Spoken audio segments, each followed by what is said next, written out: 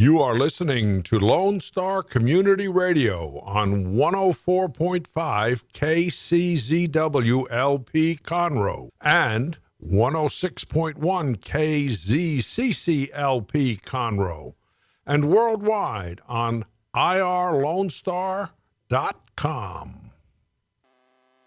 Ooh, okay. We have apparently a little thing going on with our glitch on the system, so my apologies. Welcome back. Grit and Grace with Jennifer and Merideth. My PC all of a sudden took over and is doing an upgrade or restart, which is great. So, Hefe, what you doing? All right, so welcome back. We, right before the break, we were talking about, of course, going on that trip, or my hubs coming back from his trip, bringing me a unique souvenir that, we're going to use to start a fire with today. Yes. And I started, of course, I wanted to give a shout out to my boy because of the sweetness. And it was like, man, we need to share more sweetness during the week, don't we? I mean, every day, frankly, right? Yes. So we've got some great stories today, too. So this first one is actually, I'm taking off the board just to make sure nothing pops up at us. But yeah, so share the sweetness, guys. Sisters separated for 47 years meet for the first time recently. Isn't that awesome? Yeah. So when Jennifer and Jennifer Braca was born, she was placed for adoption before she and her then 2-year-old sister, April Capel, ever had a chance to meet. April shared that her mom had said that she couldn't afford her, so she had to give her a good home, make sure she had a good home, which is why she put her up for adoption. Well, fast forward to when April turned 19, she learned that she had a sister who had been in place for adoption, right? Because she didn't, when her mom described that, it was years later. Well, Jennifer didn't even realize or learn about it until she was 27 years old. So these two sisters just learning over time of each other, and so they began searching. Well, after years of searching, Ancestry.com led Jennifer to distant relatives who helped her find April. The pair united at the Florida airport last week, and to say it was an emotional moment is an understatement. Well, since the meeting, the sisters have been catching up on lost time, spending several days together, and now the sisters plan to keep in touch and hope to eventually live near each other. Aww. Congratulations, Jennifer and April. What a wonderful blessing. That is so sweet. I know. I'm super excited. All right, sorry. Yeah, Florida couple finds a message in a bottle from Scotland that's more than 30 years old. A Florida couple was going through debris left by Hurricane Irma, and they were shocked to discover a decades-old message in a bottle that originated an ocean away. Ruth and Lee Hunniger made the incredible find as they walked through their homeowners park in late September. The couple from Fort Lago was picking up debris that had piled up along a fence when they discovered a liter-sized plastic bottle that appeared frosted. When they opened the bottle, the note indicated that the bottle came from an elementary school in Scotland that read, "We are learning all about pirates. We would like to see how far this message goes. Aww. Please write and tell us where you found the bottle. We are class 213. Chapel Park School, Academy Street, Forfar, Angus, Scotland." What? Scotland? Yes. Wow. Okay. Luckily, the note was laminated, which is probably why it made it as far as it did. Ruth's curiosity led her to write back to the school's address, asking when the message in the bottle was originally sent. And it wasn't until November 2nd that the Hunnigers received a letter back from Fiona Cargill, a former teacher at the school whose class was behind the message. In the letter, Mrs. Cargill baffled the couple when she wrote that the letter was set on its journey more than 30 years ago. She also included a picture of the class back then, dressed as pirates for the project. Apparently, a total of 5 bottles were sent to sea. One was found a few weeks later, and now this find from the Hunnigers means there are still 3 bottles out there. So Ruth is happily on the hunt. A great reminder that there are still treasures out there, so keep hunting. Oh, that's fantastic.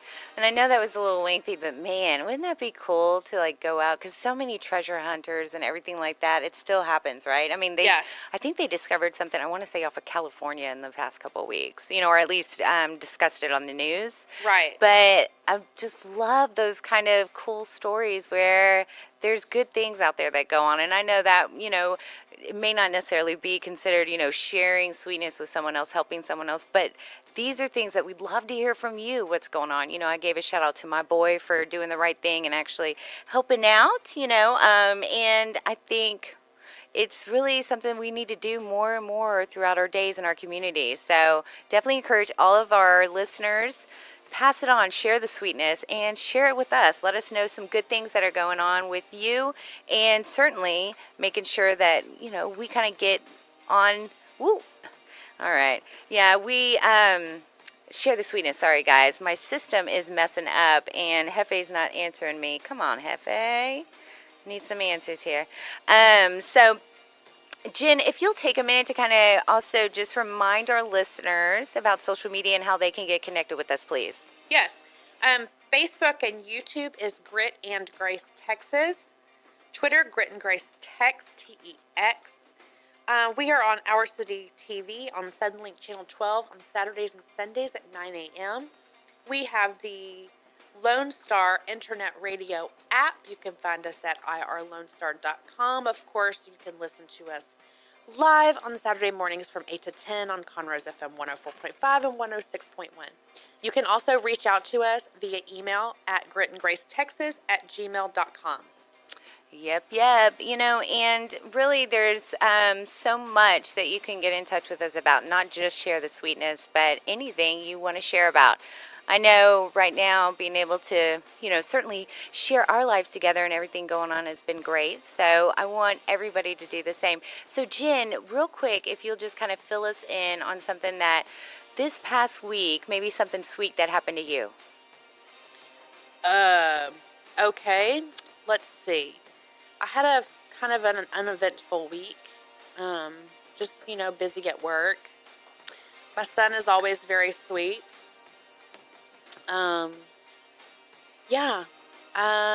Don't really know that I can think of anything sweet that happened this week.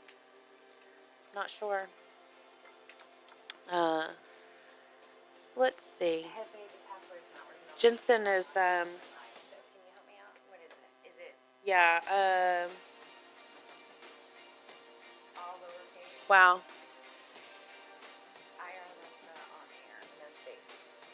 Let's see. Okay, just a second. Something sweet that happened this week. Jensen always melts my heart when he comes and tells me very randomly that I am beautiful. So there's that. We're having a little bit of technical difficulty, so just, bear with us. Yes, I'm back. Thank you so much. And thank you for technology and phones. Say that a little facetious. Can you tell? Just because I'm a little frustrated. Yes. But now we are back in the computer. So thanks so much, guys. I want to tell you that we could take a break, but the system just got up. So it's going to take a minute for us to take a break. So we're going to keep on a-chatting. Let's keep it going. We're going to keep it going, right? In fact, I want to remind y'all that this upcoming week, of course, Mardi Gras, but I want to also just huge shout out to all the volunteers at the Houston Livestock Show and Rodeo, because if you are a native Houstonian or Greater Houston, I mean, even Texas, but of course, especially here in the Houston area, you know what happens about this time. Thousands upon thousands. Well, of course, they're already been in action, but thousands upon thousands of volunteers help out at the Houston Livestock Show and Rodeo. They're on these committees, and I mean, the dedication and everything they do is just, it blows my mind, right? So I wanted to actually spotlight a few of them, because yesterday when I was leaving the office, by day we have some day jobs and stuff, it was crazy because I heard this young lady go, well, I'll see you in April. And now it's one thing, all the radio stations, especially for the country genre, they're going to be down there, and they literally, like, that whole staff, everybody spends pretty much the month living in that area of town, right? And it's just so funny to see someone outside of radio. I see her walking out, and I hear her say, I'll see you in April, to the security guard. And I was like, what? Like, she is in it. Yes. And it was just so cool. So huge shout out real quick. All right, our system's back up. We're going to take a quick break while we try to get our act together. Please stay tuned. Believe me, we've definitely got some great stuff coming up. It's Grit and Grace with Jennifer and Merideth. Thank you for checking out this production of Lone Star Community Radio. Lone Star Community Radio is Montgomery County's community radio station. Don't forget to check out this show and many others across the Lone Star Community Radio Network, either live on Conroe's FM 104.5, 106.1, the Lone Star Internet Radio app, or irlonestar.com's live audio stream, and on replay on podcast, Channel 12's Our City TV in Conroe, or Channel 21 KVQT in Houston, and of course their YouTube channel. This production is copyrighted and all rights are reserved by Lone Star Community Radio. Have a question regarding this program or other Lone Star Community Radio shows? Want to sponsor or start your own show? Call the station message line at 936-647-3776 or email the station at lscrstudios@gmail.com.